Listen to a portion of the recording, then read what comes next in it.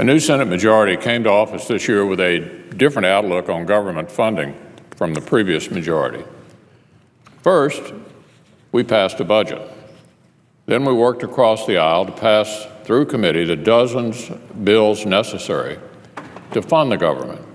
That's the first time either of these things had happened in 6 long years. Our common sense approach represented real hope that with the necessary cooperation from across the aisle, a new and better way of funding the government was actually possible. Democrats initially gave Americans reason to believe they might be ready to offer that bipartisan cooperation. Democrats gave bipartisan committee backing to nearly all of the dozen government funding bills, and a majority of these bills attracted support from at least 70% of Democratic Appropriations Committee members. Democrats even bragged about supporting these funding bills in press releases to their constituents. But this was before Democrats hatched their filibuster summer plan. In other words, block all of the government funding bills in the hopes of provoking a crisis Democrats might exploit to grow the IRS and the D.C. bureaucracy. As a result, you actually saw Democratic leaders declare that they would use procedural moves to prevent the full Senate from even debating the same funding legislation members of their party had already praised in their press releases to their media. Democrats even voted repeatedly to block the bill that funds our military. Think about that. The funds for our military. It would have been cynical enough for our colleagues to block a bipartisan defense funding bill Democrats had hailed as a win-win-win and a victory for their states and their press releases. But we're all living in a time of unparalleled international crises. Threats seem to mount less by the day than by the hour. Yet last week, Democrats voted again to block the bipartisan bill that funds pay raises and medical care for our troops.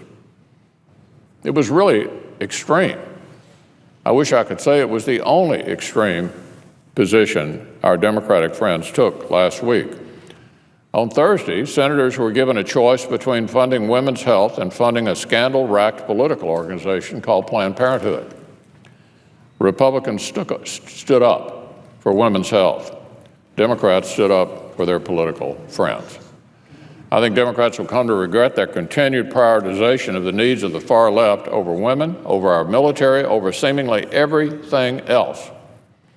The question before us now is how to keep the government open in the short term, given the realities we face. Here's what the president of Right to Life had to say on the matter. This is the president of National Right to Life. There are 2 different roads we can take. One is to insist that no more money go to Planned Parenthood and cause a government shutdown, which, interestingly enough, won't actually result in defunding Planned Parenthood anyway. The other is to take a slightly longer-term approach, taking advantage of the fact that we have the attention of the country as probably never before. So had Democrats not prevented the Senate from passing the same appropriation bills they voted for and praised, we wouldn't be having this discussion right now. But they did. They pursued a deliberate strategy to force our country into another of these unnecessary crises. This leaves the funding legislation before us as the only viable way forward in the short term. It doesn't represent my first, second, third, or 23rd choice when it comes to funding the government. But it will keep the government open through the fall and funded at the bipartisan level already agreed to by both parties as we work on the way forward.